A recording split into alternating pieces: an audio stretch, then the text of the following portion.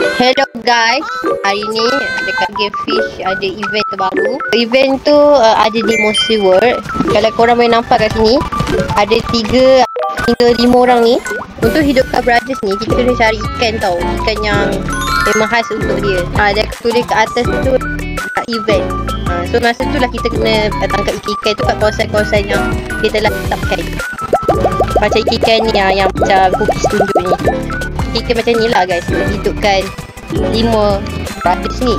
So untuk event ni juga guys, dia ada limited boat. Dia bagi 7 hari je guys untuk dapat limited boat ni macam ni.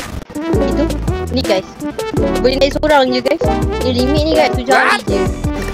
Okay guys, tanpa balikan masa lagi, jom kita tangkap ikan-ikan ni untuk menghidupkan 5 brothers. Let's go. So guys, dia dah tulis kita lucky event has just begin with the first only to claim his reward. Dia ada kat random tempat. Saya ada tips yang mudah, tapi kena tengok sampai akhir lah guys. Jadi ni lah tempatnya guys. Macam ni lah lucky event tu guys. Dia akan muncul tiba-tiba je. Okay guys, macam tadi korang nampak tempat dia guys. Kita letak ikan ni kat sini tau guys.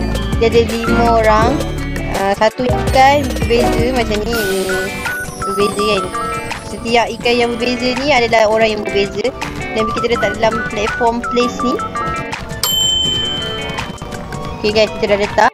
Okay guys. Dia dapat tukar warna. Nampak ikan tadi untuk orang ni. Kita bercakap dengan orang ni untuk minta hadiah. Wow, kita dapat umpan laki.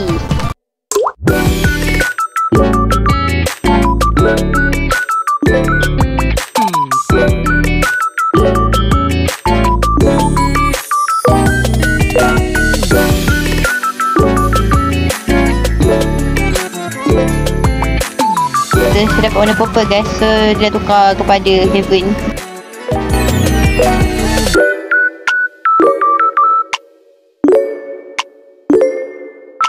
Okay guys, ini adalah ikan yang terakhir. Tak nampak lah pula sebab Sunny on Coin yang warnanya kuning. Okay guys, sebabkan bab Sunny on Coin tu tak dapat dilihat dengan mata kasar. So kita ke lucky event. Okay ni guys, saya dapat Sunny on Coin. Ini ikan ni kita dah lengkapkan. Dan Sunny on Coin ni kita akan letak dia dekat dalam ni. Dan tengok kita akan dapat road. 1, 2, 3. 3 adik-beradik pelangi sudah disambung. Ada kacamata, ada tidak. Okey, jom kita dapat apa? Ayahnya. Okey, kita dapat Shamrock Road. Nama road yang kita dapat dekat event ni adalah Shamrock Road. Jadi kita tengok apa kelebihan Shamrock Road ni. Okey guys, Shamrock Road ni speed dia 25%, luck dia 150%, control dia 0.15, wrestling dia cuma 10%. Dan maksimum kg dia cuma 5,000. Bagi saya yang bagus dekat road ni adalah luck dia lah kot 150. Yang lain tu biasa aja. Tapi free kan guys. Tak kisah. Dia kita pakai. Lawa tak Wih. Boleh tahan.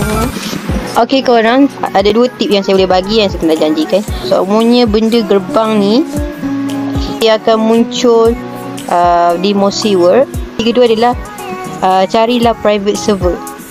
Yang cuma ada 1 atau 2 orang. Senang sikit korang nak cepat dapat ikan tanpa berebut dengan orang ramai. Okay guys, itu saja untuk event free yang dibagi. Tak tahu dah sampai bila.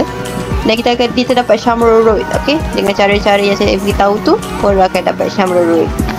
Thank you, bye korang.